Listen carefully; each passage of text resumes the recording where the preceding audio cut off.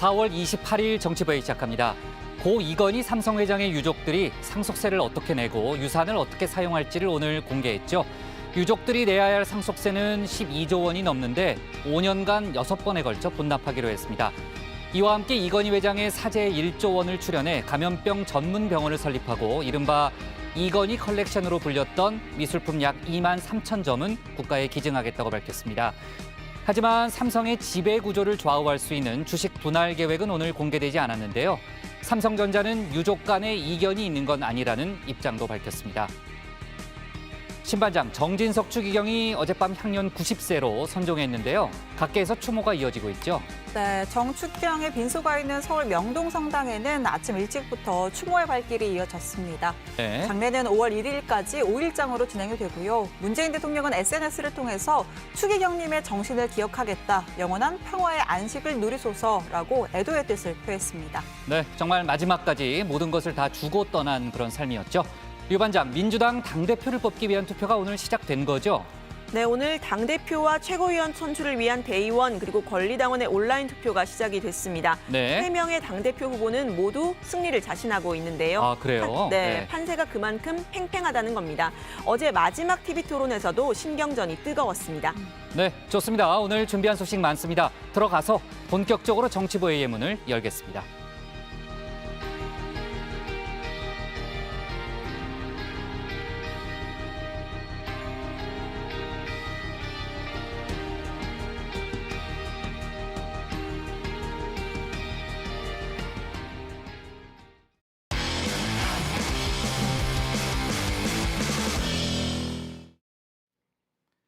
조금 전에 이제 정진석 추기경 선종 얘기를 했죠. 어젯밤에 나왔던 이제 속보고요. 오늘 이제 명동성당 그 대성당 그 유리관 안에 이제 고인이 좀 안치됐습니다. 지금 저희가 그 영상을 조금 전에 봤는데요.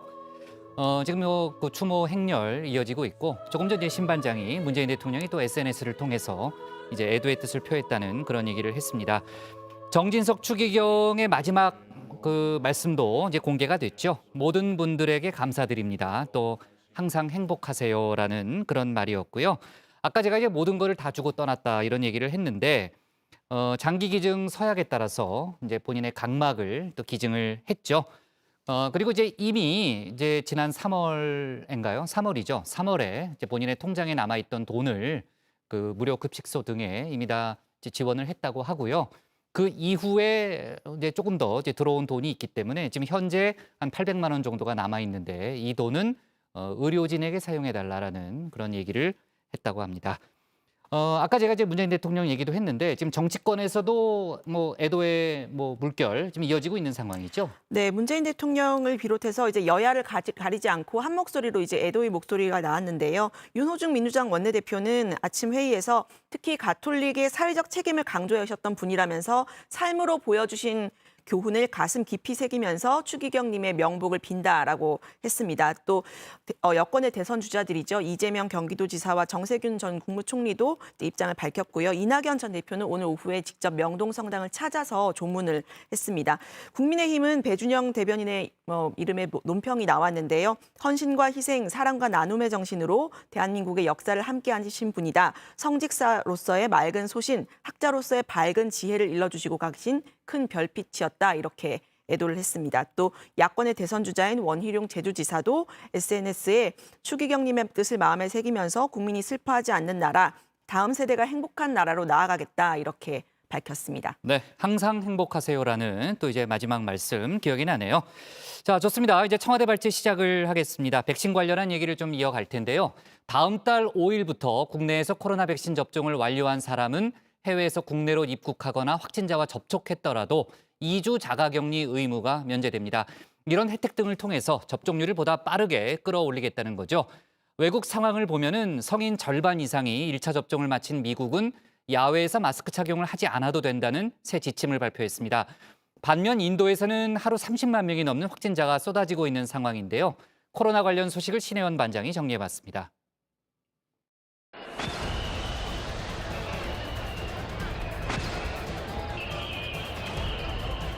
डर तो है कोरोना का, लेकिन आस्था पूरी है।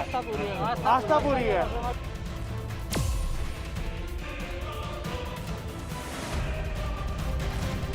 पहले तो बहुत कम आती थी, अब तो भाई बहुत ही ज़्यादा लग रही है। यहाँ तो 2-2 घंटा लाइन लगानी पड़ रही है, 3-3 घंटा हो जाए यहाँ तो बैठे बैठे। ये सर नई बन रही हैं चिताएं, क्योंकि अंदर जलाने के लिए जगह नहीं है, तो इसलिए नई यहाँ पर बन रही है। और कुछ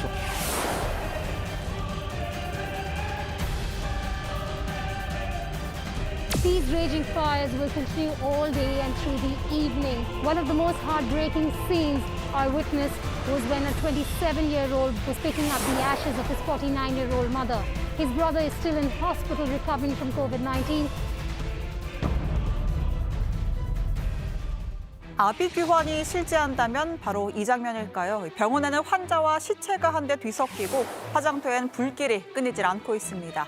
로이터에 따르면 오늘 오전 기준 인도의 신규 확진자 수는 36만 960명입니다. 세계 최다 기록을 다시 썼습니다. 일주일 연속 하루 30만 명 넘겼고요. 하루 사망자도 3천 명이 넘습니다. 엎친 데 덮친 격입니다. 이중을 넘어서 3중 변이 바이러스가 발견되는 등 상황은 최악으로 치닫고 있습니다. 인도 정부가 밝힌 누적 확진자 수는 1,800만 명이지만 전문가들은 실제로는 30배가 넘는 5억 명에 이를 것이다 라고 추정합니다. One hospital chief we spoke to in New Delhi, where 20 critically ill patients died because the oxygen supply ran out, said that he was now turning away COVID patients unless they brought their own oxygen cylinders and families could supply the oxygen. 외교부에 따르면 인도에는 우리 교민 11,000명이 거주하고 있습니다. 한국 대사관을 포함해 교민 100여 명은 이미 확진입니다. 정부는 인도발 변이 바이러스를 차단하기 위해서 지난 24일부터 한국-인도 간 항공편 운항을 중단했지만 교민을 태우고 들어오는 항공편에 대해서는 예외적으로 운항을 허가했습니다. 한국, 인도 간의 무정기 항공편 운항이 일시 중단되어 인도 거주교민들의 국내 입국에 막혔다는 일부 보도가 있었으나 이는 사실이 아닙니다. 내국인의 이송 목적의 운항은 허용이 되고 있으며 우리 교민 보호에도 최선을 다할 것입니다. 인도를 향한 세계의 도움의 손길도 시작됐습니다. 슬슬 마스크를 벗는 영국이 보낸 산소호흡기 등 의료품이 어제 뉴델리에 도착했고요. EU의 집행위원회도 회원국이 기부한 긴급 지원 물품을 며칠 사이에 보내겠다고 했습니다. 우리 정부도 산소 발생기와 진단 키트를 보낼 예정입니다. 자, 미국과 중국은 심지어 경쟁 모드인데요. 미국은 아스트라제네카 백신과 치료제 렘데시비르를, 그리고 중국은 10,000대가 넘는 산소 발생기를 기증하겠다고 했습니다. We are sending immediately a whole series of help that he needs, including providing for those remdesivir and other drugs that are able to deal with this and prevent, in some cases, but recover. We're also discussing, I've discussed with him, when we'll be able to send actual vaccines to India, which will be my intention to do. 中方正在认真践行习近平主席将疫苗作为全球公共产品的重要宣示。 인도주의적 지원 이면에는 치밀한 외교적인 노림수가 깔려있다는 분석입니다. 미국은 대중국 견제를 위한 쿼드 정상회담에서 이 쿼드국의 공평한 백신 공급에 협력한다는 채널까지 만들었습니다. 미 국무장관이 우리의 마음은 이미 인도인들에게 가 있다라는 트윗도 올렸습니다. 자, 그러자 중국, 미국이 인도의 위기를 이용하고 있다면서 우리는 지속적으로 인도를 지원해왔다라고 나섰습니다. 미국이나 중국이나 백신을 통한 내편 만들기라는 속내가 있는 건 분명해 보입니다. Earlier today, the CDC made an important announcement. Starting today, if you're fully vaccinated and you're outdoors, you need, and not in a big crowd, you no longer need to wear a mask. 미국에서 백신을 한 번이라도 맞은 18세 이상 성인은 54%, 그러니까 절반이 넘었습니다. 이를 토대로 보건당국이 새 방역 지침을 내놨습니다. 백신 접종자는 사람이 붐비지 않는 야외 공간에 한해서 마스크를 벗어도 된다는 겁니다. 일상 복귀로 다가서는 상징적인 조치이면서 더 많은 사람들에게 백신을 맞추려는 동료의 의미도 담겼습니다. By watching me take it off and not put it back on till I get inside. Thanks, Mr. President. 사실 미국은 이미 필요한 백신량을 모두 확보했습니다. 총 6억 회분, 전 국민 3차 접종까지 가능합니다. 그런데도 접종 속도가 획기적으로 늘지 않자 백신을 맞으면 $100를 주겠다라는 주까지 등장했습니다. we're going to give a $100 savings bond to every single one that steps up and takes their vaccines. 맨 앞서 본 인도의 참상과 방금 장면 대비해 보니 국제사회의 백신 양극화 얼마나 심각한지 짐작이 갑니다. 자, 오늘 홍남기 국무총리 권한대행은 코로나 사태의 근본적인 해법은 백신 자주권 확보라면서 이르면 올해 말 늦어도 내년 초까지 국산 코로나 백신을 확보하도록 지원하겠다고 했습니다. 방역당국에 따르면 현재 약 5개 회사 정도가 임상에 진입을 했고 일부는 빠르면 하반기부터 임상 3상에 진입할 수 있을 것으로 예상된다고 합니다. 국내 백신이 개발될 수 있도록 전임상, 임상, 생산 전주기에 걸쳐 총력 지원 중에 있으며 올해도 예산 687억 원을 집중 지원하고 있습니다. 성공할 때까지 끝까지 지원한다는 원칙을 가지고 국내에서 백신의 개발에 성공하는 업체가 나올 때까지 지원을 하고 있는 중입니다. 또 미국과 마찬가지로 백신 접종자에 대해서는 혜택을 주기로 했습니다. 다음 달 5일부터 백신 접종을 완료한 사람은 확진자와 밀접 접촉을 했더라도 2주간 자가격리 하지 않아도 됩니다. 또 국내에서 접종 후에 출국했다가 귀국을 하는 경우에도 자가격리 면제되는데요. 모두 증상이 없고 2차 접종까지 마친 경우에 한해서입니다. 자, 오늘 청와대 발제 이렇게 정리합니다. 백신 접종 완료자 5월 5일부터 확진자 접촉, 해외 귀국 시 격리 면제입니다. 근데 정말 신반장 발제 들어보니까요. 인도 상황이 정말 심각하네요. 그렇죠? 네, 세계 각국에 지원이 잇따르고는 있지만은 지금 확산 추세를 막기가 좀 상당히 버겁다 이런 얘기가 좀 들리고 있고요. 자, 일단 국내 상황부터 좀 더 살펴보겠습니다. 코로나 백신 접종 후의 부작용에 대해서 정부 차원의 첫 보상 결정이 나왔다는 거죠, 박 관장? 네, 그렇습니다. 코로나 예방접종 피해 보상 전문위원회는 심의를 통해서 발열이나 오한, 근육 등을 보인 그 부작용 사례 4건에 대해 보상을 결정했다고 밝혔습니다. 4건은 모두 아스트라제네카 백신 접종자고요. 신청금을 기준으로 보면 모두 30만 원 미만의 소액 심사 대상이었고 주로 진료비와 간병비를 신청한 사례였습니다. 제가 아까 그 뉴스를 보니까 그 이상 반응 의심 신고 사례가 현재까지 한 15,000건 정도 된다고 하던데요. 맞죠? 네, 맞습니다. 근데 단순히 이상 신고만 하면 안 되고요. 서류를 갖춰서 보상 신청을 해야만 심의를 받을 수 있습니다. 오늘 심의위에서 다뤄진 안건은 총 9건이었는데 관련해 정부는 지금까지 300건 정도의 보상 신청 심의를 하고 있는데 서류를 제대로 갖춘 것은 10% 정도였다. 이렇게 설명했습니다. 네, 아까 이제 신 반장이 발제 마지막에 그렇게 정리도 하던데 우리 정부가 이제 백신 접종자에 대한 혜택을 발표했고 다음 달 5일부터 적용이 되는데 해외에서 입국할 때 자가격리가 면제된다는 거죠? 네, 그렇습니다. 국내에서 예방접종을 완료하고 출국했다가 귀국을 한 경우에 코로나 검사에서 음성이 나오고 또 증상이 없으면 자가격리가 면제된다고 합니다. 다만 남아프리카 공화국이나 브라질 같이 변이 바이러스가 유행하는 국가에서 들어오는 경우는 예외고요. 또 확진자와 밀접 접촉을 했더라도 마찬가지로 백신 접종 완료자는 자가격리가 면제됩니다. 그러니까 2차 접종까지는 다 완료해야 되고 검사에서 음성이 나와야 되는 거죠? 네, 그렇습니다. 이 대신에 귀국 또는 확진자 접촉으로부터 2주, 그러니까 14일 동안은 능동 감시를 하면서 총 2차례의 검사를 추가적으로 받아야 됩니다. 신 반장, 그럼 해외에서 백신을 맞은 경우는 어떻게 돼요? 현재까지는 그건 인정을 하지 않고요. 이제 그래요? 국내에서 접종한, 국내에서 인정한 아스트라제네카, 화이자 백신 접종한 사람에 한해서만 면제가 이루어집니다. 네. 해외에서 맞은 사람의 경우에는 향후에 순차적으로 인정을 단계적으로? 한다고 합니다. 네. 네, 좋습니다.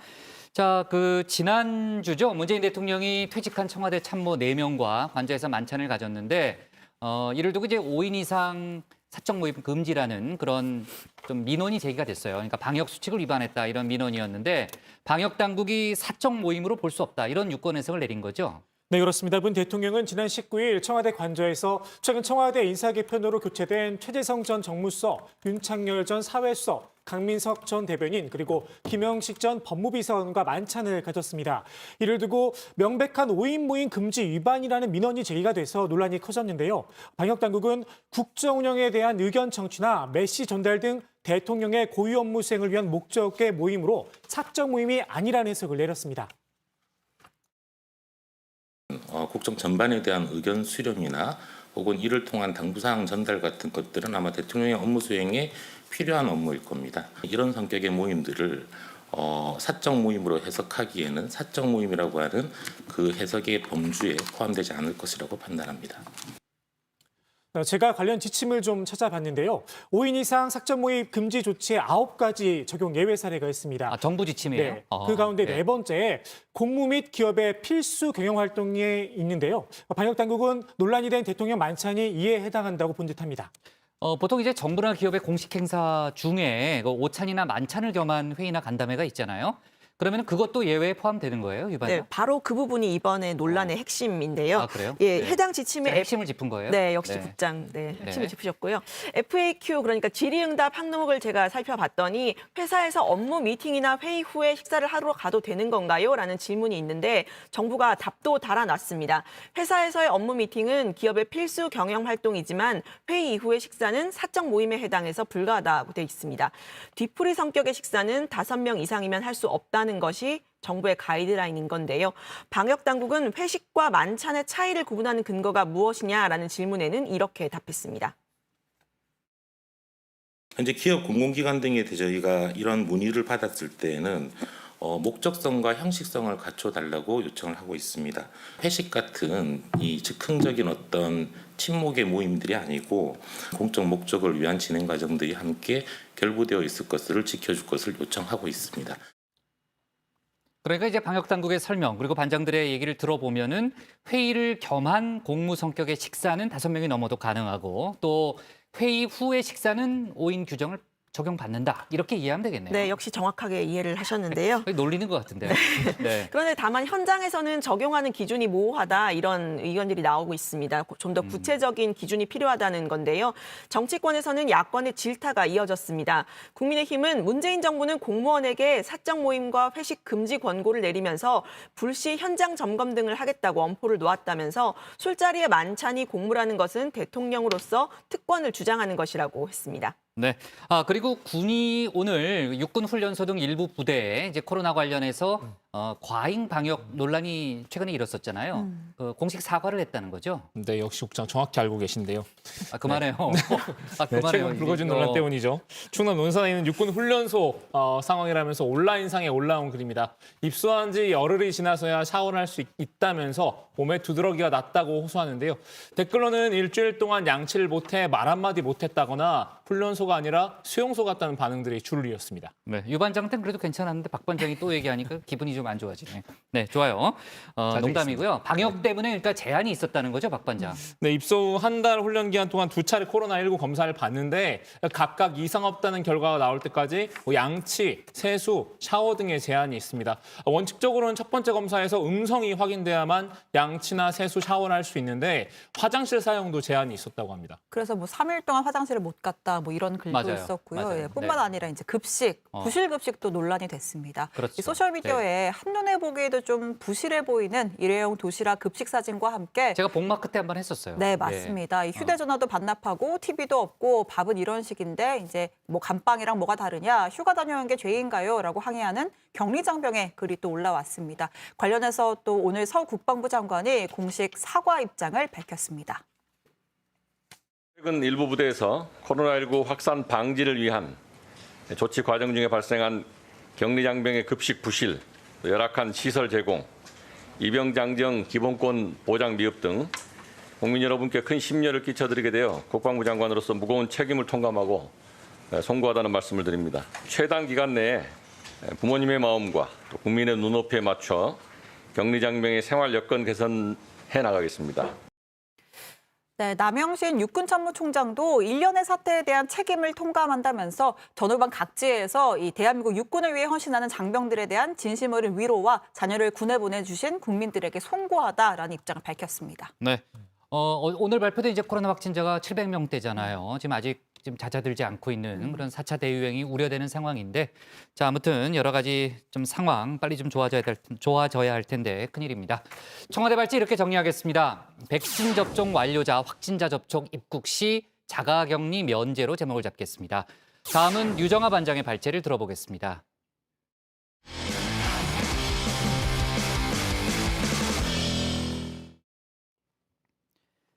더불어민주당이 연일 가상자산을 둘러싼 2030 민심 잡기에 나서고 있죠. 가상자산과 관련 당정 간 이견이 없다면서 수습에 나섰는데 당내에선 여전히 과세를 유예해야 한다는 목소리가 나오는 등 또 구체적인 대책이 나와야 한다는 그런 목소리가 높습니다. 민주당 대표와 최고위원 선거는 오늘부터 투표가 시작됐는데 이 소식까지 류정아 반장이 정리해봤습니다. 파파머스크 효과로 비트코인 가격은 2월 한 달 동안 64% 올랐고 이후로도 상승세를 이어갔습니다. 그런데 정작 테슬라가 비트코인이 고점을 찍었을 때 갖고 있던 가상화폐의 10%를 판 것으로 드러났습니다. 수익은 1억 100만 달러, 우리 돈으로 약 1,120억 원입니다. 네, 제가 좋아하는 단어인데 이 혁신의 상징이죠. 전기차 회사 테슬라가 지난 1분기 역대 최대 순이익을 올렸습니다. 그런데 그중 4분의 1이 비트코인, 즉 가상자산 판매 수익이었습니다. 자동차 회사가 자동차보다 비트코인으로 더 많은 수익을 낸 거냐라는 지적이 나왔는데요. 비트코인의 상승세를 이끌었던 일론 머스크에게도 치고 빠지는 거냐, 배신당했다 비판이 쏟아졌습니다. 일론 머스크는 개인의 비트코인은 안 팔았다. 비트코인의 유동성 입증을 위해서 판 거다라고 했지만 논란은 계속되고 있습니다. 이런 가운데 국내 최대 게임 회사 넥슨의 일본 법인은 1억 달러, 우리 돈 1,130억 원어치의 비트코인을 매수했다고 하는데요. 비트코인에 대한 관심 당분간 계속될 걸로 보입니다. 오늘 아침 기준 비트코인은 시가총액 1조 달러를 회복했습니다. 지금 저희들끼리는 이게 투자자냐, 그래서 주식시장이라는 자본시장에서는 투자자가 있고 투자자를 보호하는데 이 가상 자산에 들어간 분들까지 정부가 다 보호해 줘야 되냐, 떨어진 거에 대해서 책임을 져주냐는 건 아니거든요. 자기 책임하에 하는 거고. 네, 시장은 커지고 있는데 이 은성수 금융위원장의 이 발언, 가상자산 투자자의 절반 이상을 차지한다는 2030의 영린을 건드렸습니다. 9월까지 신고 등록을 하지 않으면 거래소가 폐지될 수도 있다 경고를 하면서 민심은 그야말로 부글부글인데요. 민주당에서는 2030 표심을 잡으려고 앞다투어서 여러 가지 입장을 내놨었습니다.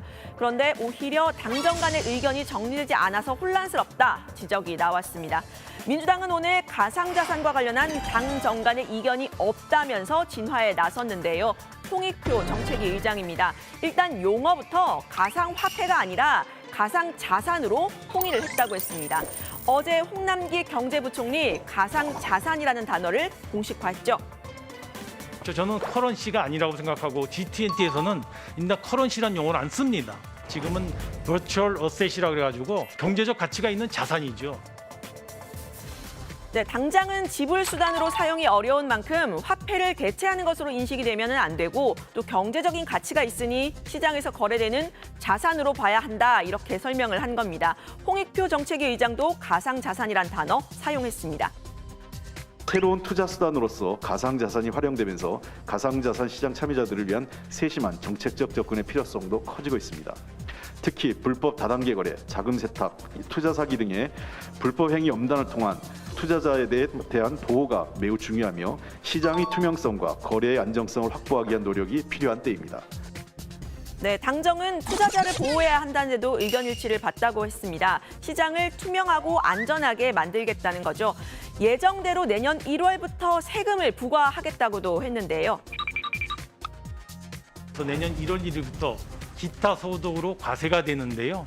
가상자산을 거래하면서 자산, 소득이 발생하는 부분에 대해서는 조세 형평상 과세를 부과하지 않을 수가 없는 상황입니다. 네, 하지만 다른 의견은 계속 나오고 있습니다. 가상자산의 성격부터 명확히 해야 한다라는 주장입니다. 노웅래 의원은 현재 정부는 가상자산을 일시 우발적인 기타 소득, 이를테면 일종의 로또로 보고 있는 건데 실제 거래 형태는 반복적으로 매매를 하는 주식과 유사하다라는 겁니다. 가상자산과 주식은 또 다르다라는 주장도 나왔는데요. 가상자산을 뭘로 볼지 입장부터 명확히 해라라는 목소리가 야당에서 나오는 이유입니다. 우선 정부가 이 가상화폐를 바라보는 개념조차도 지금 현재 정립이 안 돼 있죠. 안 해놓은 거 아닌가요? 그러다가 보니까 지금 과세를 하느냐 마느냐, 거래소를 폐쇄하느냐 마느냐 이런 문제가 있습니다. 그래서 이 부분부터 정부가 개념부터 정립을 하고 이걸 산업으로 볼 것인지 또 금융상품으로 볼 것인지 네, 화폐냐 자산이냐 혹은 기타 소득이냐 주식의 일종이냐에 따라서 당장의 과세의 방식도 달라지겠죠. 세법도 규제 방식도 또 담당하는 주무부처도 모두 달라질 수가 있습니다. 이 때문에 여당 내에서부터 내년 1월 과세는 시기상조다 목소리가 나오고 있는데요. 저는 과세 논의를 하기 이전에 먼저 가상자산을 법적 테두리 내에 들어와야 된다. 투자자들이 어떤 계층과 어느 정도 금액을 투자하고 있는지 이런 것들을 좀 면밀히 좀 분석을 한 다음에 과세를 해도 늦지 않을까 싶습니다. 그래서 내년부터 당장 과세하는 것은 좀 유예를 하는 것이 합리적이지 않을까라는 생각을 하고요. 네, 당정 간 이견이 없다. 2030 민심을 달래겠다. 이렇게 말잔치만 벌일 것이 아니라 제대로 된 대책이 시급하다는 목소리가 나옵니다. 이미 3년 전에 비트코인 시장이 출렁이자 정부 여당에서는 역시 거래소 폐쇄 카드를 꺼내 들었었는데 여론의 반발에 밀려서 주춤한 뒤로는 또다시 시장이 들썩이고 있는 지금까지도 손 놓고 있었다는 비판이 나오고 있죠.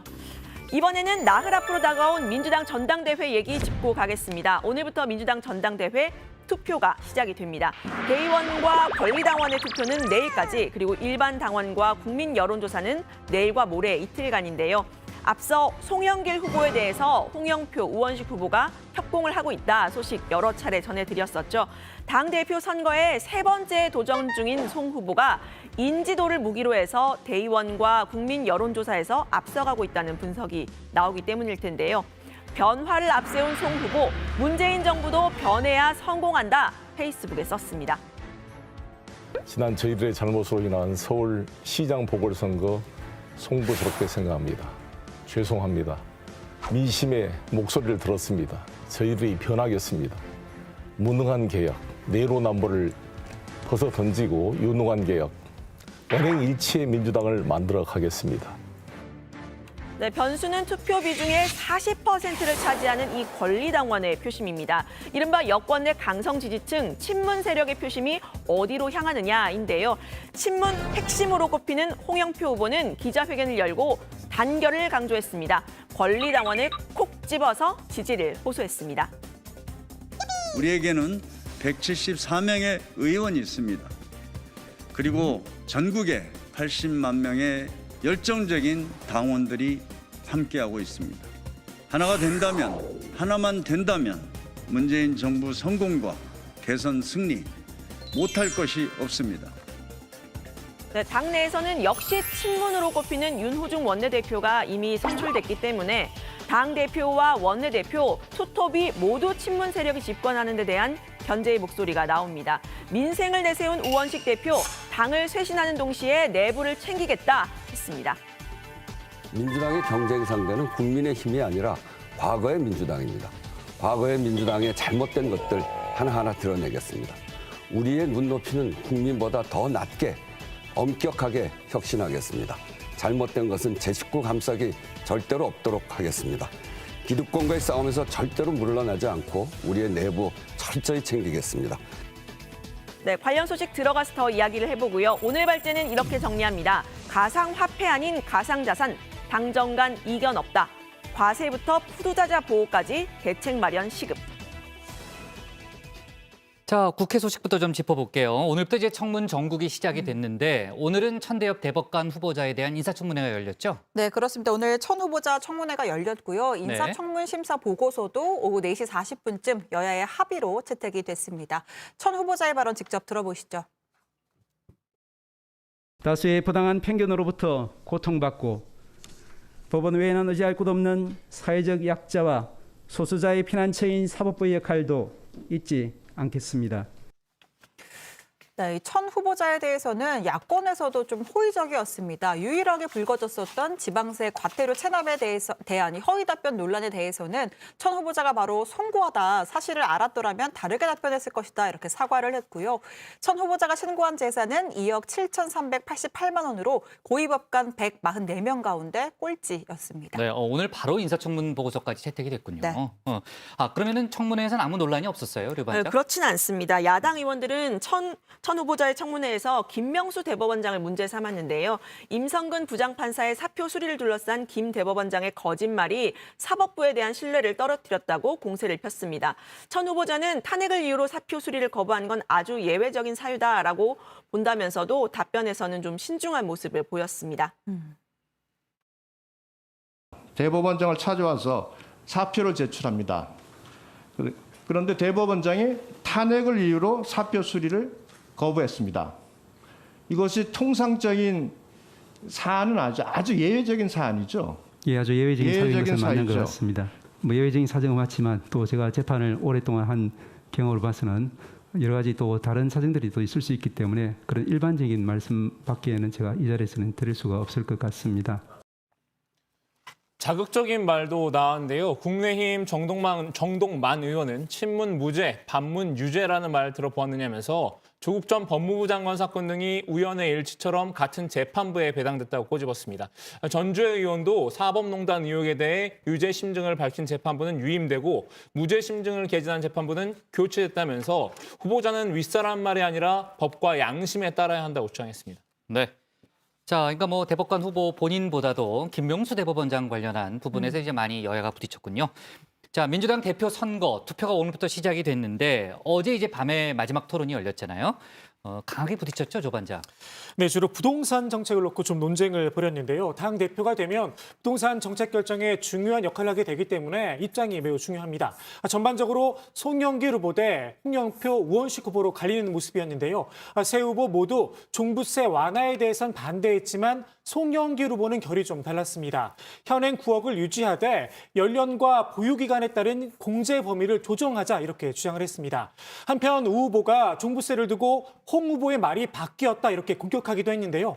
우 후보는 홍 후보에게 출마 선언 당시에는 9억에서 12억으로 상향하자고 하지 않았느냐, 시장에 잘못된 사인을 줄 수 있다 이렇게 비판을 했고요. 홍 후보는 하나의 예를 들었을 뿐이고 그 후 7, 8차례 토론회에서 종부세 현행 유지를 주장했다 이렇게 반박을 했습니다. 자, 그리고 이 무주택자 청년층에 대해서 LTV를 90%까지 완화하자 송영길 후보의 공약이었습니다. 이에 맞아요. 대해서도 홍 후보와 우 후보가 비판을 했는데요.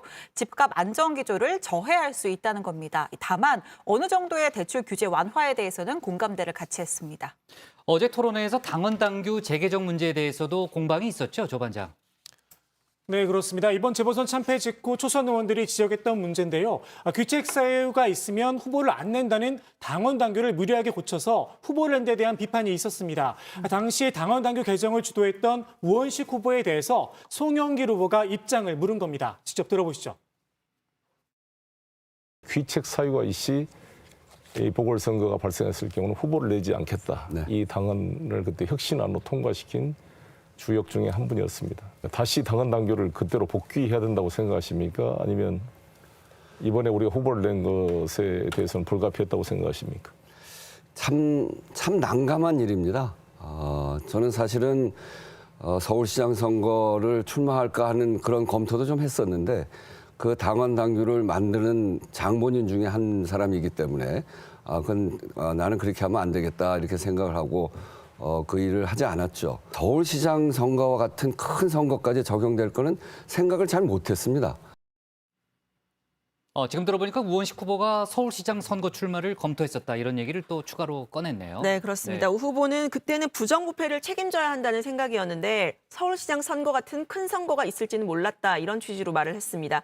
큰 선거는 귀책 사유가 있어도 책임을 안 져도 된다는 뜻인가 하는 비판이 좀 즉각 나올 수가 있어 보이는데 민주당 초선 의원들은 불출마 당원 당규로 다시 바꿔야 한다는 주장도 나왔었는데요. 최근에는 애초에 그런 당원 당규를 개정한 것이 문제다라는 의견도 당내에서는 많이 나오고 있다고 합니다. 네. 자, 지난번 이제 재보궐선거 이후에 이제 패배한 이후에 그 당내 문파 논란이 좀 일었었는데 오늘 그 당내에서 또 상당히 신랄한 비판이 나왔죠. 네, 그렇습니다. 소장파로 분류되는 조응천 의원인데요. 문자 폭탄에 대해 의견을 남긴 겁니다. 문자 행동 말고는 저희가 문재인 대통령을 도울 방법이 별로 없다고 한 이른바 문파의 인터뷰 내용을 문제 삼았습니다. 여러분들이 문자 행동을 하면 할수록 여러분의 힘에 위축된 의원들이 많으면 많을수록 재집권의 꿈은 점점 멀어져 간다. 이렇게 꼬집었습니다. 네, 조 의원은 문파가 전 국민의 반 이상이라면 문파의 뜻을 따르는 게 국정 운영이고 선거 전략이겠지만 그렇지 않다면 다수의 뜻을 살펴야 선거에 이기지 않겠느냐라고도 썼는데요. 이 글은 오늘 대의원과 권리당원 투표를 하루 앞둔 어제 나왔습니다. 조 의원은 전당대회에 나선 후보들께도 묻고 싶다면서 왜 문파들만 과도하게 신경을 쓰시느냐 이렇게 꼬집었습니다. 네, 그러니까 아까 이제 류반장이 설명했는데 그 권리당원 표심이 이번에 굉장히 중요한데 아무래도 이제 친문 세력이 좀 많이 있다 이런 평가를 받고 있기 때문에 그 문심에 호소하는 문파들의 마음에 좀 호소하는 그런 경향이 있다는 얘기가 좀 많이 나왔었죠.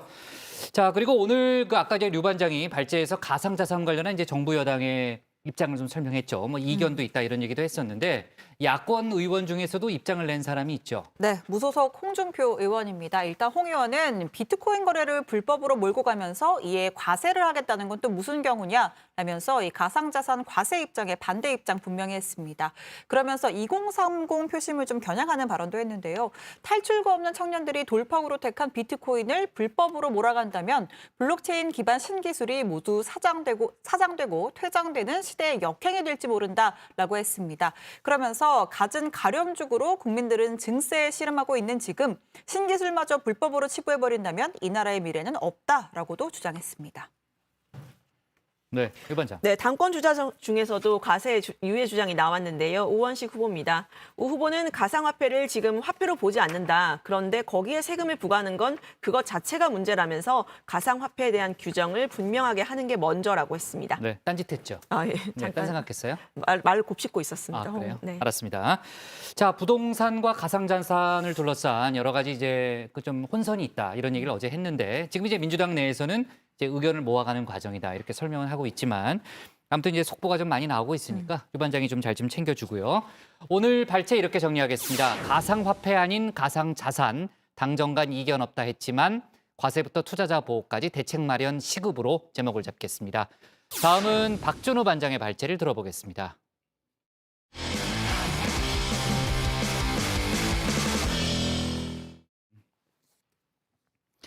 국민의힘 내에서 윤석열 전 검찰총장에 대한 첫 공개 비판이 나왔습니다. 김용판 의원이 과거 국정원 댓글 사건을 언급하면서 당시 수사를 지휘했던 윤 전 총장에게 과오를 사과하라고 요구한 거죠. 윤 전 총장이 한동안 가려졌던 국민의힘 대선 후보군들도 슬슬 대선 행보를 본격화하려는 모양새인데요. 박준우 반장이 관련 소식들을 정리해봤습니다.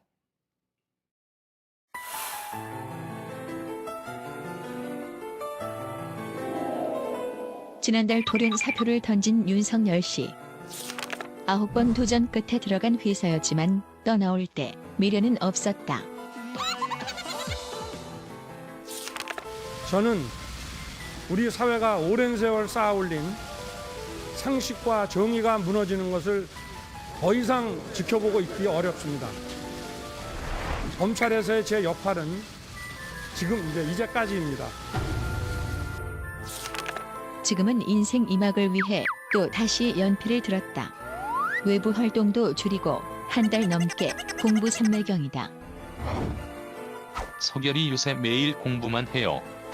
책도 보고 보고서도 읽고 자문도 받고 밖은 잘 안 나가지만 엄청 바쁘게 지내요. 사퇴 이후 한 달 이상 공개 활동을 거의 하지 않고 있는 윤석열 전 검찰총장. 요새 공부 삼매경에 빠졌습니다. 여론의 관심은 식을 줄 모르는데 아직 한 발을 내딛기는 조심스러운 모양인데요. 빈수레가 요란한 꼴 보여선 안 된다고 생각한 걸까요? 주로 서울 서초동 집에 머물면서 전문가들이 보내온 책이나 정책 보고서 등을 읽고 있다고 하는데요. 경제, 외교, 안보, 복지 이 모든 걸 총망라하면서 내공 쌓기에 공을 기울이고 있는 듯합니다. 사실 사법고시는 시험 범위가 있지만 대선 공부는 범위가 없죠. 특히 가까운 전문가들과는 메신저나 통화를 주고받으면서 자문을 구하고 있는 것으로 전해졌는데요. 폭과 깊이 둘 모두 잡겠다는 심산인가 봅니다. 윤 전 총장이 나노기술부터 반도체에 이르기까지 공부를 굉장히 많이 했더라고요. 특히 반도체 전쟁에 관해선 고민을 많이 했고 내가 한 수 배우다시피 했습니다. 정치권, 그중에서도 특히 야권은 윤 전 총장의 활동 재개 시점에 주목하고 있죠. 상당수는 국민의힘이 새 지도부 구성을 마치고 국민의당과 합당을 본격 추진할 때가 적기가 아닐까 이렇게 예상은 하고 있는데요. 대략 5월 말이나 6월 초쯤일 것으로 보입니다. 그맘때부터 여야 모두 본격적인 대선 레이스 체제에 돌입하기 때문일 텐데요. 하지만 윤 전 총장은 내가 어떻게 할지 정리가 돼야 만날 수 있지 않겠느냐면서 특히 여야 모두 당내 개혁이나 구조 변화를 모색하는 상황 아니냐고 했습니다.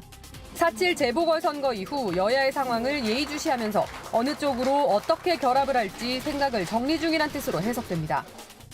일단 윤 전 총장은 야권의 대선 주자로 분류되고 있죠. 윤석열 쟁탈전이라고 불릴 정도로 윤 전 총장을 영입하기 위한 야권의 물밑 경쟁이 치열한데요. 국민의힘도 러브콜을 보내고 있는 건 마찬가지고요. 그렇다고 국민의힘 모든 구성원들이 윤 전 총장을 좋아하는 건 아닙니다. 윤 전 총장의 등판을 앞두고 본격적으로 목소리를 내기 시작한 이른바 샤이 반윤도 있습니다. 한때 저 김용판에게 국기 문란법이란 누명을 씌워 씻을 수 없는 상처를 준 윤석열 전 검찰총장에 대한 입장을 밝힙니다. 검찰만이 정의와 공정과 무오류의 화신으로 착각하는 또 다른 내로남불로서 이런 인식이야말로 바로 법치주의와 헌법 정신을 파괴하는 결과를 가져오기 쉽다고 생각합니다.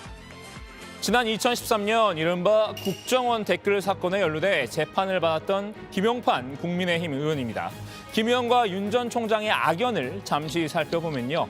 김 의원의 서울지방경찰청장 시절로 거슬러 올라갑니다. 당시 김 의원은 경찰의 국정원 댓글 사건 수사를 축소 은폐시킨 혐의를 받았는데요. 김 의원은 국회 국정조사에도 불려갔었죠. 민주당이 원하는 게 댓글이 나왔는데 지지 비판글이 나왔는데 그것을 묵혀달라고 원한 겁니까? 당시에 그 컴퓨터에서 소위 말한 당시 대선 후보를 누구를 지지하고 누구를 비판하는지에 대한 댓글이 있는 연문자가 초미의 관심사였고 저희들은 분석 결과 그대로 발표한 것밖에 없습니다. 그리고 다시 한번 말씀드립니다만은 저는 무슨 말 하십니까? 댓글이 다 나왔는데도 이 사건 수사를 지휘한 게 검찰 특별수사팀장이었던 윤 전 총장이었습니다. 검찰은 김 의원을 2013년 6월 불구속 상태로 재판에 넘겼는데요. 그러다 1년 반쯤 지난 2015년 1월 대법원에서 무죄 확정 판결을 받았습니다. 김 의원은 당시 사건을 언급하며 윤 전 총장에게 과물 탄계를 요구했습니다. 정치부 기자를 하려면 한자성어를 많이 알아야 하나 봅니다. 과실을 범했으면 즉시 고치라는 의미인데요. 그런데 문재인 정권과 함께 적폐 수사를 현장 지휘했던 윤석열 전 총장께서는 친검 무죄, 반검 유죄인 측면이 전혀 없었다고 자신할 수 있겠습니까? 우리나라의 정치 지도자가 되겠다는 결심을 하였다면 최우선적으로 해야 할 것은 사과할 일에 대해서는 진정성 있게 사과하는 과물 탄계의 전환 과정을 거쳐야 한다는 것입니다. 국민의힘 내에서 윤 전 총장이 검사 시절 수사 내용을 거냥해 공개적으로 불만 표출한 건 처음 있는 일인데요. 김 의원은 반윤이면서 동시에 친 김종인이었나 봅니다. 김종인 전 위원장처럼 자강을 내세우면서 당내 주자를 키워야 한다고 목소리를 높였습니다. 우리 당에는 정말 보배 같은 분들이 많습니다. 또 몇몇 거론되는 분과 차별화되는 분이 분명히 있습니다. 누구나 당선 후보자 되면 당선된다 될 수 있는 이런 문화를 키우는 것이 공당이고 한때 우리가 짓거리던 당이고 수권 정당의 자세지 윤석열만이 대안이고 답이다라는 데서는 동의할 수 없고 김 의원의 응원에 힘입은 걸까요? 국민의힘 소속 대선 주자들도 본격적인 대권 행보에 시동을 거는 모습입니다. 특히 부쩍 공개 활동을 늘리고 있는 사람이 있습니다. 바로 황교안 전 미래통합당 대표입니다. 지난 2월 대담집 형식의 참여로 나는 죄인입니다를 발간하며 여의도 복귀 기회를 엿봤는데요. 당내에서 큰 호응을 이끌어내진 못하면서 나홀로 몸풀기에 그쳤지만요. 국민의힘이 재보궐선거에서 승리한 뒤부터는 SNS와 대외 활동을 늘려나가고 있습니다. 지난 26일에는 소상공인의 손실보상을 소급 적용하라며 농성 중인 최승재 의원을 응원하러 찾아가기도 했습니다. 최승재 의원도 지금 많이 몸이 여유었네요. 지금 단식하고 있는 분이 있어요? 네, 지금 릴레이로 이렇게 교전하는 겁니다. 잠깐 볼까요? 네, 이제 같이 여기. 네, 예, 감사합니다. 고생 많으십니다. 네, 네. 감사합니다. 예, 예. 최 의원은 황 전 대표가 자유한국당 시절 영입한 인사입니다. 최 의원은 황 전 대표에게 방명록 서명을 부탁했는데요. 여기서 이런 해프닝이 있었습니다. 모종은 어디 의원이에요? 모종은 어디 의원이에요? 정의당. 황 전 대표 여의도를 잠깐 떠나 있긴 있었다지만 정말 류호정 의원을 몰랐던 걸까요? 류 의원 21대 최연소 국회의원입니다. 자, 이렇게 화려한 의상으로 이목을 끌기도 했었고요. 삼성 임원이 기자증을 발급받아서 국회를 드나든 사실을 폭로해서 이슈가 되기도 했습니다. 류 의원은 SNS에 분발하겠읍니다라는 답을 남겼는데요. 읍니다, 씁니다의 옛 표현이죠. 요새 젊은 세대 사이에서 어르신들의 글투나 맞춤법을 따라하는 게 유행처럼 번지고 있는데요. 읍니다도 종종 재미삼아 쓰곤 합니다. 류 의원, 황 전 대표와 자신의 세대차를 강조하려는 듯 일부러 읍니다라고 쓴 것 같군요. 그런데 황 전 대표가 이 게시물에 댓글을 남겼습니다. 의원님을 왜 몰랐겠나 라면서 고마워서 반어법으로 얘기한 것인데 표현이 매끄럽지 못했다고 수습했는데요. 복국장이 늘 강조한 것처럼 연기학원을 다녀보면 좋을 것 같다는 생각이 듭니다. 여담이 길었는데요. 황 전 대표가 이렇게 본격적인 대선 행보를 시작한 것 같자 당내에선 우려의 목소리도 나오고 있다고 합니다. 관련 내용은 들어가서 좀 더 얘기 나눠보겠습니다. 김용판, 윤석열 과거사 첫 공개 비판, 황교안 대선 행보 본격화. 네, 아까 제가 보기에도 황교안 전 대표가 몰라서 묻는 것 같았었는데 본인이 알면서 그렇게 일부러 얘기했다고 하여튼 주장을 하고 있습니다. 자, 아까 이제 김용판 의원을 그 박 반장이 샤이 반윤 뭐 이렇게 표현하던데 그 발언 내용을 들어보니까 샤이하지 않죠. 그죠? 약간 앵그리 그 상당히 적극적으로 네. 저걸 했고 이제 아마도 지금 이제 국민의힘 내부에서 이제 워낙 이제 윤석열 그 러브콜 분위기 일색이다 보니까 사실 이제 반대 목소리를 내기가 좀 쉽지 않은 상황이죠. 아마 이제 그래서 그런 비유적인 표현을 쓴 걸로 일단 이해가 됩니다. 황교안 전 대표의 발언을 들어보면 대권 도전을 염두에 두고 있는 것 같은 이제 느낌은 들고요. 그러니까 국회까지 가서 저렇게 이제 공개 활동을 하는 이제 그런 모습을 보면은 뭐 그런 느낌 충분히 듭니다. 어제도 저희가 얘기했지만 나경원 전 의원의 전당대회 출마도 지금 점쳐지고 있는 상황이잖아요. 그러니까 2019년 당시 투톱이었던 두 사람의 정계 복귀, 향후 야권 재편의 중심에 서려는 것 아니냐 이런 해석이 정치권에서 나오고 있고요. 당 내외에서는 우려의 목소리가 많은 게 사실이죠. 네, 그 지난 1년간 외연 확대에 힘썼던 국민의힘이 다시 강성보수 색채가 짙어지는 게 아니냐 이런 반응이 나오는 건데요. 황 전 대표는 그제 대선 도전 계획을 묻는 기자들의 질문에 그건 국민들께서 판단할 일이다. 국민의 뜻을 받들어야 한다. 그때까지 저는 저의 책임을 다하겠다며 출마 가능성을 열어놨습니다. 또 오로지 국민 중심 행보를 해나가도록 하겠다고 말하면서 정치 행보를 예고하기도 했습니다. 네, 사실 황 전 대표는 지난 2월에 대담직 형식의 참여록이죠. 나는 죄인입니다를 발간하면서 여의도에 돌아올 뜻을 일찌감치 알렸습니다. 하지만 지난해 총선 참패로 인한 비호감 이미지 때문인지 당내에서 별다른 호응을 이끌어내지 못했는데요. 지난 4.7 재보궐선거운동 기간에는 유세 지원에도 나서려 했던 것으로 알려지는데 실제 유세는 거의 나서지 않았던 것으로 알려집니다. 네, 국민의힘이 선거에서 승리한 이후에 황교안 전 대표가 그 주요 현안이 있을 때마다 SNS에 글을 자주 올리고 있죠, 지금 반장. 네, 글도 자주 올리고 아까 뭐 류호정 의원한테 덧글도 그러니까요. 달고요. 이렇게 황 전 대표가 적극적으로 좀 움직이니까 당장 국민의힘 내부에서 비판도 좀 나왔습니다. 당 비상대책위원이 성일종 의원입니다. 한번 들어보시죠. 적절하지 않습니다. 지금 뭐 몸을 푸시든 뭐든 개인의 자유시겠지만 저는 바람직하지 않다고 생각합니다. 당 안에 의원들도 상당히 부정적인 그 기류가 있다. 많이 있으시죠. 네, 부정적 기류가 좀 많다. 글쎄요, 이렇게 뭐 많다고 그러네요. 네, 이야기를 하는데요. 개인의 자유라고 그러고요. 몸 푸는 건 개인의 자유다. 네. 특히 황교안 전 대표와 나경원 전 의원의 복귀가 동시에 이뤄질 경우에 이 태극기와의 공조와 이 소위 빠루의 기억을 좀 동반소환하지 않을까 염려하는 목소리도 있습니다. 전당대회를 기점으로 우리 당이 도로 자유한국당이라는 비난이 커질 수 있어서 걱정이 된다. 이런 의견입니다. 네, 그래서 성일종 의원도 아까 좀 냉정하게 보이는 그런 발언을 한 것으로 일단 좀 이해가 되고요. 박 반장, 나경원 전 의원 같은 경우에는요, 당권 도전한다는 게 어느 정도 확정이 된 거예요? 그건 아직 아닌데요. 아직 뭐 공식 발표한 게 아니기 때문에 다만 그 나 전 의원도 당대표 출마 쪽으로 상당히 마음이 기울었다라는 얘기가 나옵니다. 그런 보도도 많이 나오더라고요. 네, 맞습니다. 네. 나 전 의원은 그 페이스북에 그 출마를 암시하는 글을 올리기도 했었는데요.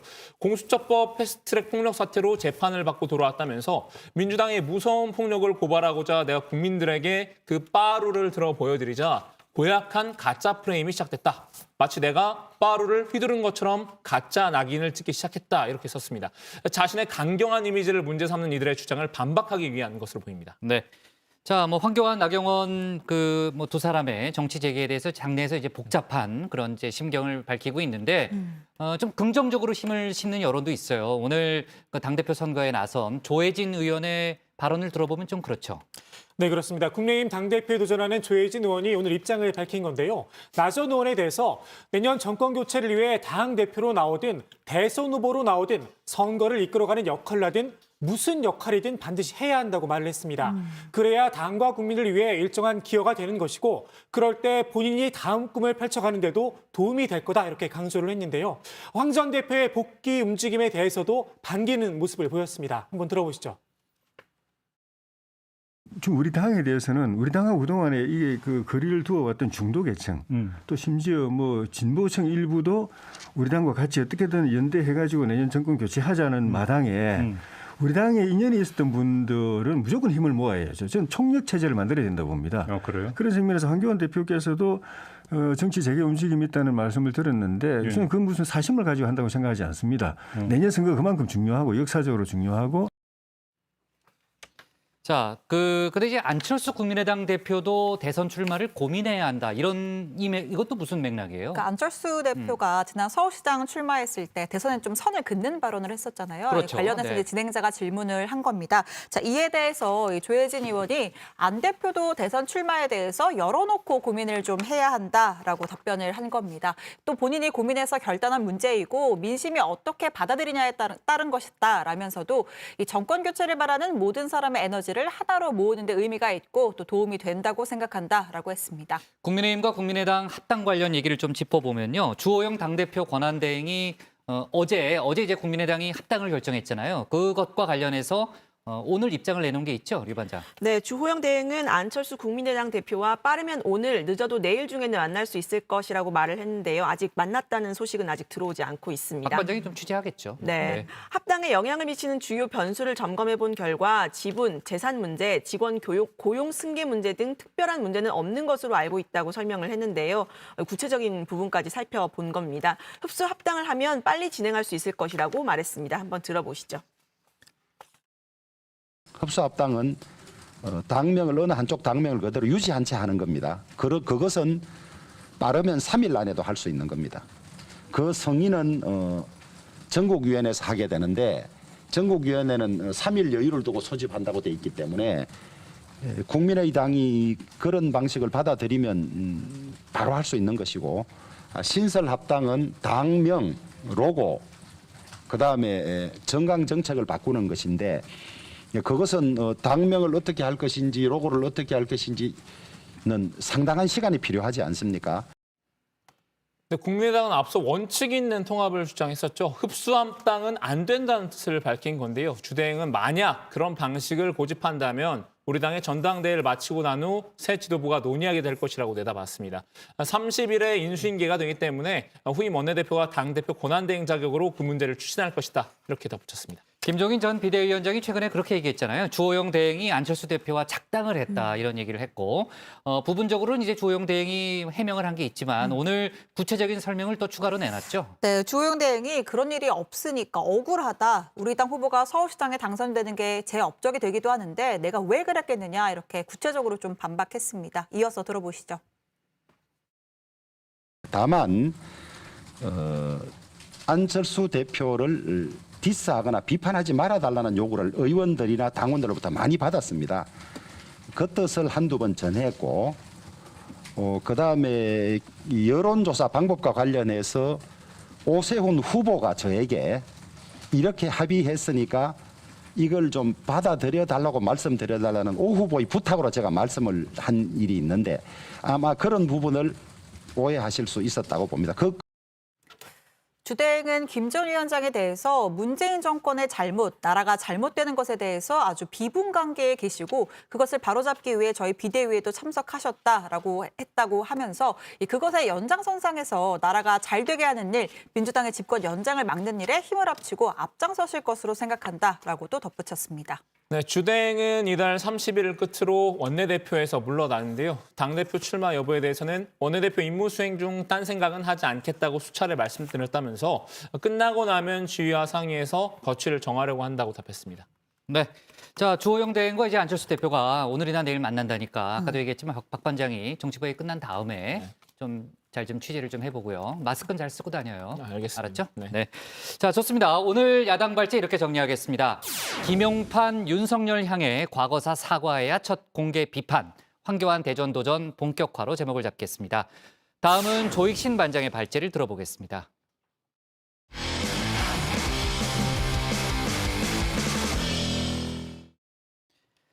이번엔 여권의 대선 주자 관련 소식으로 넘어가겠습니다. 정세균 전 총리가 이재명 경기지사와 연일 각을 세우면서 존재감을 드러내고 있죠. 한 라디오 프로그램에서 정 전 총리가 이 지사의 욕설 파일 공개를 준비하고 있다는 이야기를 꺼내 논란이 일었습니다. 정 전 총리 측은 명백한 허위 사실이라며 사과와 정정 보도를 요구했는데요. 관련 내용을 조익신 반장이 정리해봤습니다.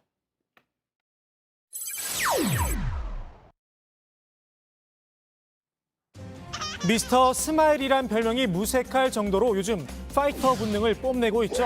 바로 정세균 전 총리입니다. 여야 대선 주자를 막론하고 독한 말들을 쏟아내고 있는데요. 첫 지방 일정으로 보수의 심장 대구를 찾았습니다.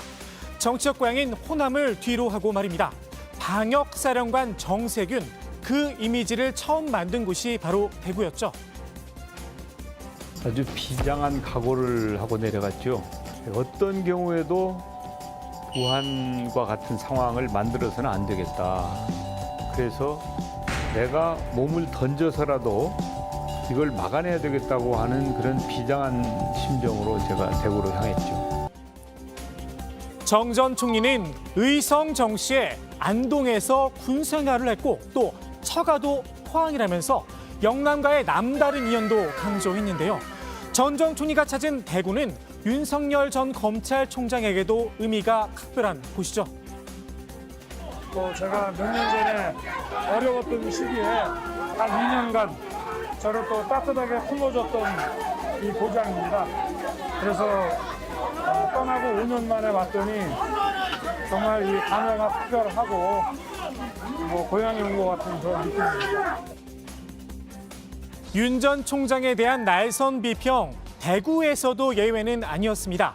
좋은 검사, 이상도 이하도 아니라며 좋은 검사가 대통령이 될 수 있을까? 물음표를 달았는데요. 한마디로 대한민국 수준과 맞지 않을 것 같다는 겁니다. 백신 문제로 이재명 경기지사와도 언쟁을 벌이고 있었죠. 이 지사도 다시 겨냥했습니다.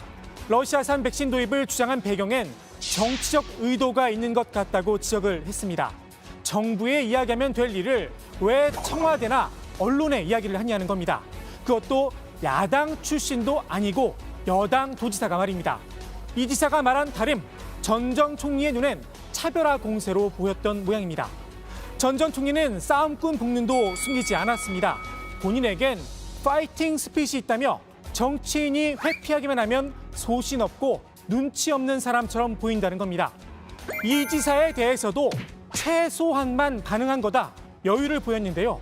아직 결정타는 날리지도 않았다는 뜻인 듯합니다. 그 결정타 혹시 이런 게 아니냐는 이야기가 나왔습니다.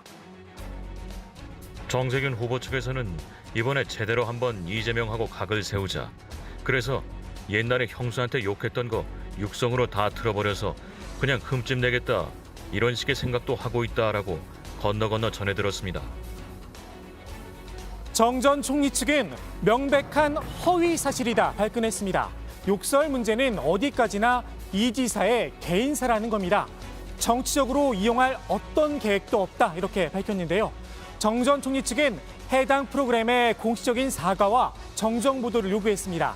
또 장 소장에 대해선 프로그램 하차도 거론을 했습니다. 전 총리의 공세에 이재명 지사는 크게 신경 쓰지 않는 모습입니다. 대신 본인만의 색깔 내기 정책 행보를 이어갔습니다. 자신의 트레이드 마크죠. 기본소득을 내건 박람회를 개최했는데요. 이 자리에서 다시 한번 본인의 기본소득론을 설파했습니다. 지금이라도 당장 연 560조에 이르는 예산의 일부를 절감 또는 조정해서 작년에 1차 재난지원금과 같은 기본소득 제도를 연간 2회 시행하는 데는 아무런 문제가 없습니다.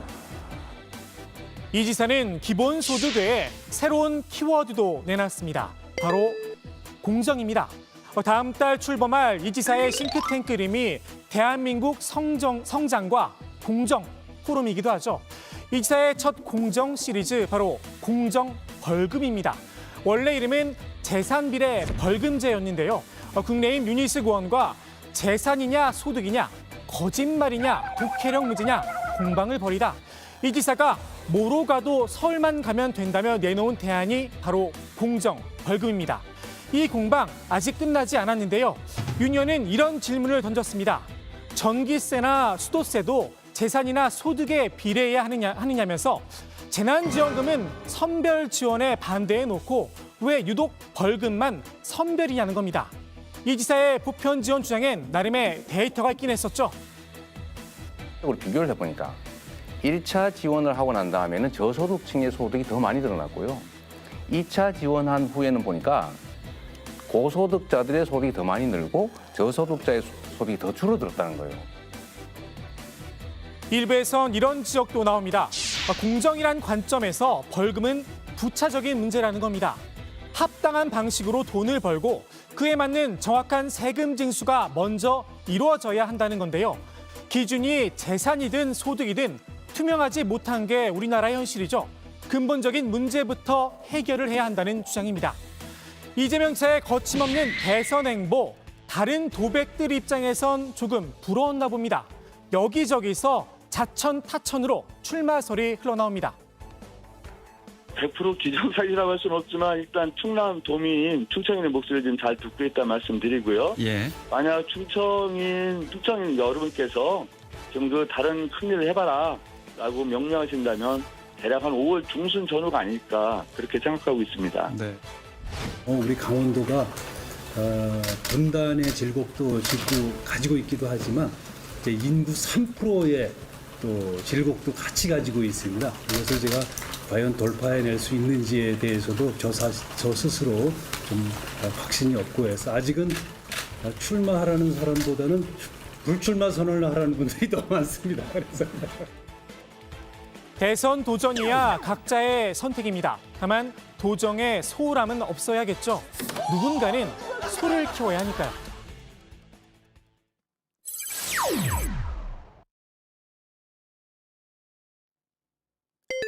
경제 정선의 인왕 재색도 국보 216호입니다. 단원 김홍도의 추성무도 고려불화 천수 가늠살도 보물로 지정돼 있습니다. 이른바 이건희 컬렉션, 이건희 삼성그룹 회장이 남긴 유산들인데요. 이중섭, 박수근 등 국내 작가들의 작품은 물론 모네, 르누아르, 고갱, 피카소 등 한 시대를 풍미했던 서양 화가들의 작품도 포함이 돼 있습니다. 모두 2만 3천여 점, 시가로 3조 원에 이른다고 하는데요. 유 회장의 유족 측은 이 작품들을 모두 국립중앙박물관 등에 기증하기로 했습니다.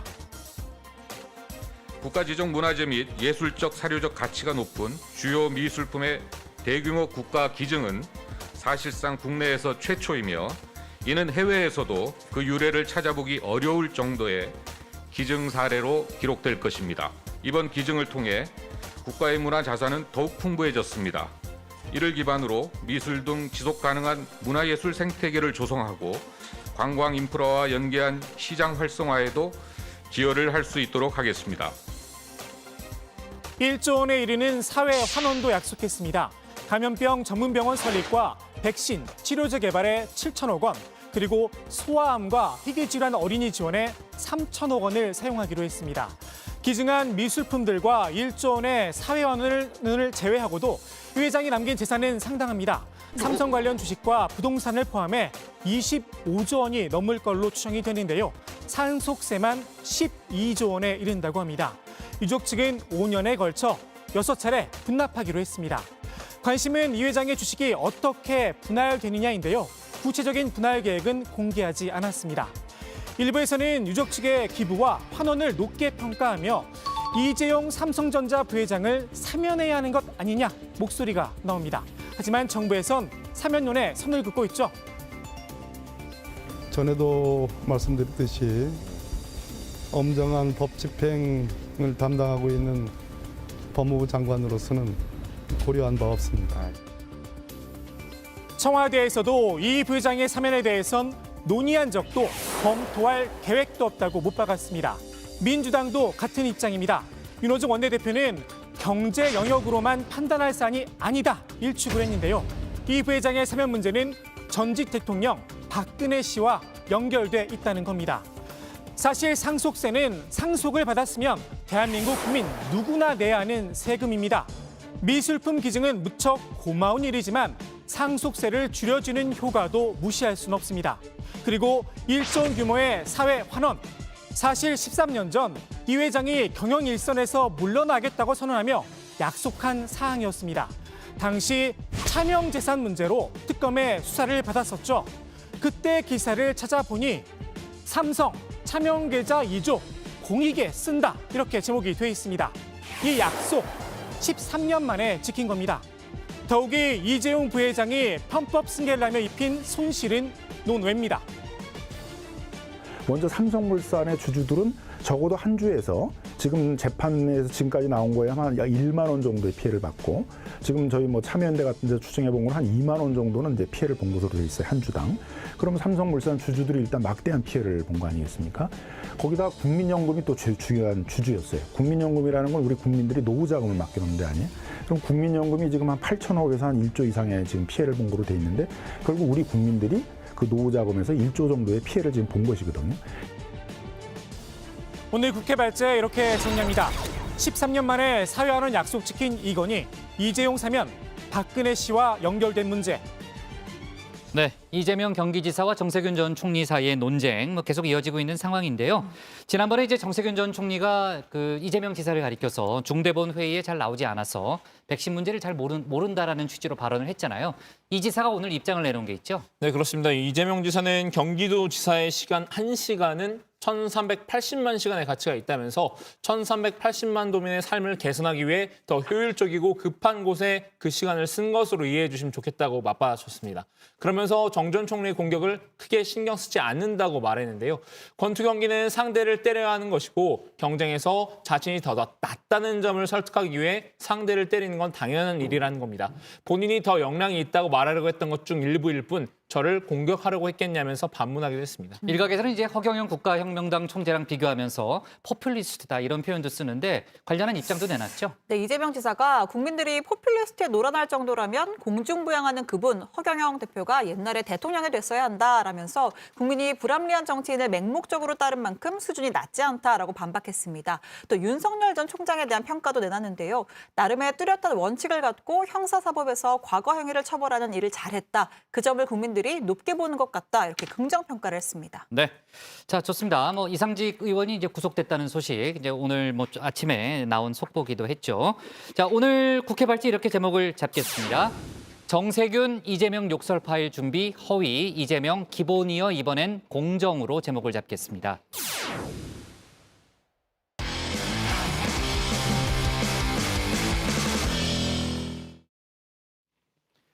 오늘 저희가 밑줄 친 한 줄은요. 개인정보 무단 사용한 이루다, 과징금 등 1억 330만 원입니다. 각종 혐오 발언과 개인정보 유출 논란을 빚었던 AI 챗봇 이루다 개발사가 개인정보보호법 위반 제재를 받았습니다. 60만 명의 카톡 대화를 무단 사용한 걸로 보고 1억 330만 원의 과징금과 과태료가 부과됐는데요. AI 기업의 무분별한 개인정보 처리를 제재한 첫 사례입니다. 이루다가 던진 AI의 숙제 또 있죠. 혐오와 편견이 그대로 담겨있던 이루다의 표현들 기억하실 텐데요. 개인정보 수집부터 데이터 입력까지 윤리 원칙을 어떻게 세워갈 것인가. AI 혁신 못지않게 중요하게 앞으로 다뤄야 할 과제입니다. 오늘 정치부에는 여기까지입니다. 저희는 내일 저녁 6시 20분에 다시 찾아뵙겠습니다. 네, 수고했습니다. 고생하셨습니다. 좀 잘 좀 챙겨요. 알겠습니다. 네. 약은 준비하고 있겠습니다. 아니, 준비만